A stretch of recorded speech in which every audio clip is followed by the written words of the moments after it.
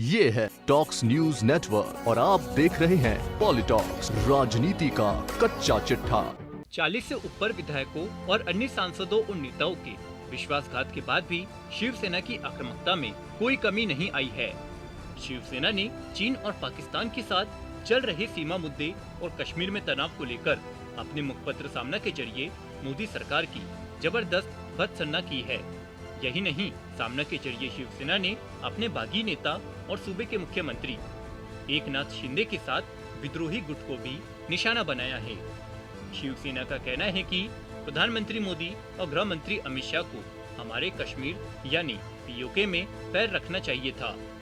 आपको बता दें, कश्मीर में टीडीपी की अध्यक्षा और आजाद कश्मीर की समर्थक महबूबा मुफ्ती ने सीधे सीधे भारत की संप्रभुता को चुनौती दी है। मुफ्ती ने उनके ट्विटर अकाउंट पर कश्मीर का ध्वज लहराया है। यहाँ आपको बता दें, कश्मीर से अनुच्छेद 370 रद्द कर दिया गया तो उसी तरह से यहाँ का अलग ध्वज भी रद्द कर दिया गया था। प्रधानमंत्री मोदी और गृह मंत्री अमित शाह ने कश्मीर के अब 100% भारत का अविभाज्य अंग होने का ऐलान करके जश्न भी मनाया, लेकिन कश्मीरी पंडितों की अव्यवस्था हो या अलगाववादियों का दुर्भाग्यपूर्ण खेल, कुछ भी बदला नजर नहीं आता। अलगाववादी संगठनों का जहरीला नाग फूंक फूंक कर मारी राहे। शिवसेना ने अपने मुखपत्र सामना में इन शब्दों के जरिए भारतीय जनता पार्टी पर हमला बोला है। साथ ही भगवा पार्टी ने एकनाथ शिंदे को लेकर भी तंज कसा है।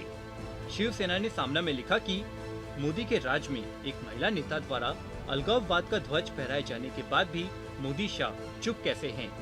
कानून का डंडा सिर्फ राजनीतिक विरोधियों की सांस नली बंद करने के लिए ही है क्या? यह एक बार स्पष्ट कहे। शिवसेना ने आगे कहा कि एक देश, एक संविधान, एक निशान, यही आजादी के अमृत महोत्सव का मंत्र होना चाहिए। इसे नाकाम करने का काम कश्मीर में किया गया। अपने मुखपत्र सामना में शिवसेना ने आरोप लगाया कि भारतीय जनता पार्टी को महबूबा आज भी चलाती है, परंतु हिंदुत्ववादी राष्ट्रवादी शिवसेना खत्म हो जाए, ऐसा उनका प्रयास है। कश्मीर में भी अलगाववादियों को बल दे रहे हैं और महाराष्ट्र में भी अलगाववादियों को महाबल दे रहे हैं, वह भी हिंदुत्व के नाम पर। इससे बड़ा ढोंग क्या हो सकता है?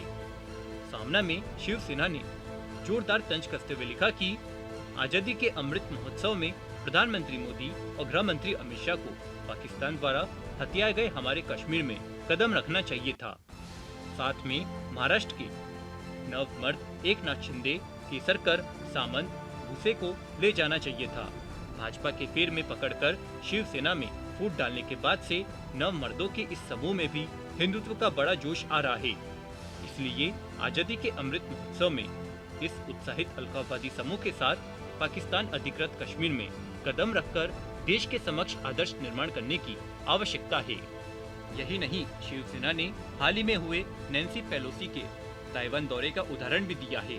सामना ने लिखा कि ऐसा हम क्यों कह रहे हैं, क्योंकि चीन के विरोध के बाद भी अमेरिका की नैन्सी पेलोसी ने ताइवान की जमीन पर कदम रखा।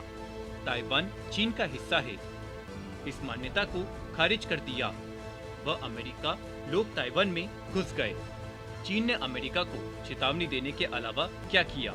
यहाँ हमारे देश के लद्दाख की जमीन पर चीनी सेना घुसकर बैठी है और 37,000 वर्ग किलोमीटर की जमीन पर कब्जा कर लिया है। यहाँ आपको बता दें, शिवसेना का कहना है कि कश्मीर में अलगाववादियों का झंडा लहराया और हम राजनीतिक विरोधियों के खिलाफ छापेमारी और गिरफ्तारी करने में ही श्रेष्ठता मान रहे हैं। चीनी सेना यही है और महबूबा की टीपी पर कश्मीर का ध्वज भी वैसे ही है।